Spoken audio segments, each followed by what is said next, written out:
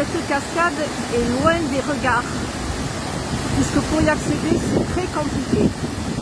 Cette cascade se nomme la Lozérette, la cascade de Lozérette, porte le nom du hameau qui est tout proche de cette magnifique cascade. Bien évidemment, après les pluies de cette dernière période, cette semaine du moins, elle est à fort débit. J'ai aucune idée de sa hauteur.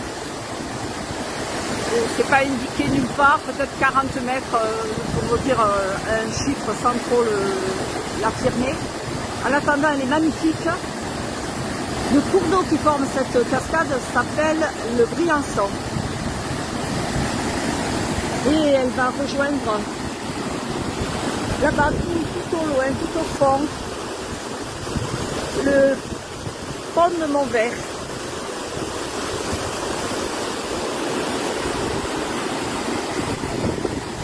Alors pour venir la voir, c'est comme je vous disais au départ, c'est très compliqué. D'ailleurs, je remercie Monsieur Daniel Pantel qui habite un tout petit hameau du Cross qui m'a indiqué le départ parce que j'arrivais pas, hein, c'est dans la broussaille.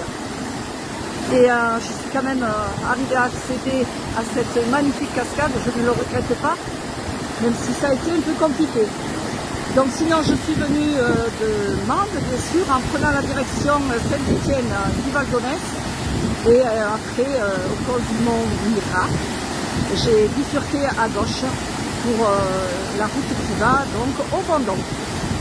Et là je suis vraiment très peu loin, très proche du village des Vendons. Elle est magnifique. Là oui, elle a un fort débit puisque nous avons eu pas mal d'eau cette semaine.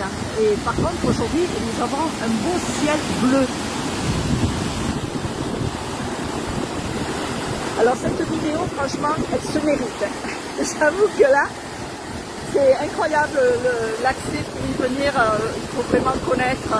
J'ai coupé un peu partout, j'ai suivi les sentiers des vaches plus qu'autre chose, mais je suis arrivée.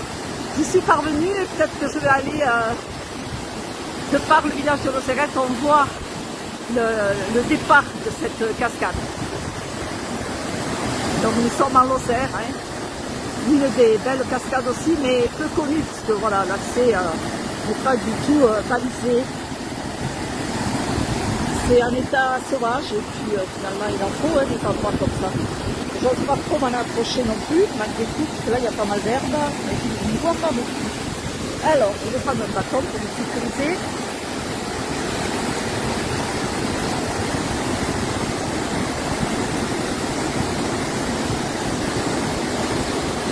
Voilà, toujours dans ces roches granitiques.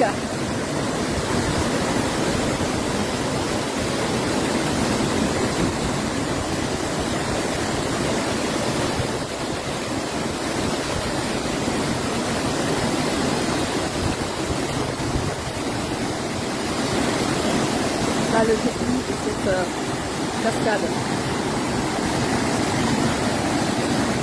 Là, ça descend à pied. Et là, nous sommes donc côté Mont-Lozère, hein, puis les Cévennes, après côté Florac.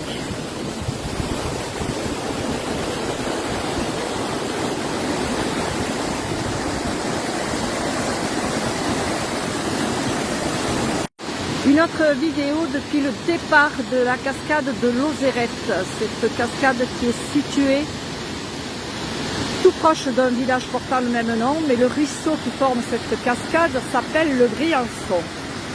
Et le Briançon va se jeter beaucoup plus bas, non loin du village de Cocurès de d'ouest, c'est-à-dire plutôt vers Florac, et non le pont de Montvert, comme je vous ai dit dans une vidéo précédente, que je posterai bien sûr plus tard, puisque j'étais au pied de la cascade.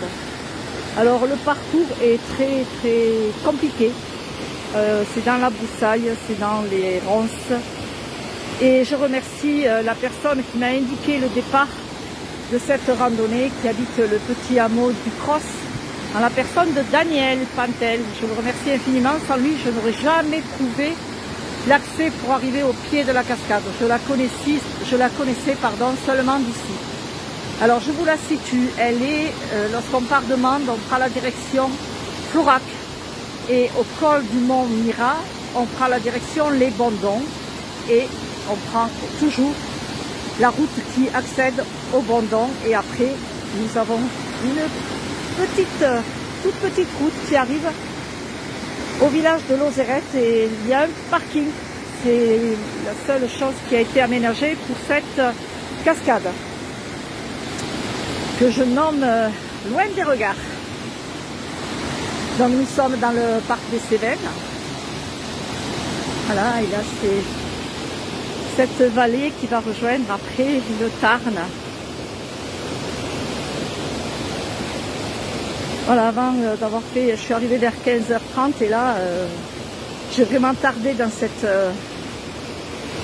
randonnée parce qu'il n'y a absolument rien d'indiqué. Hein.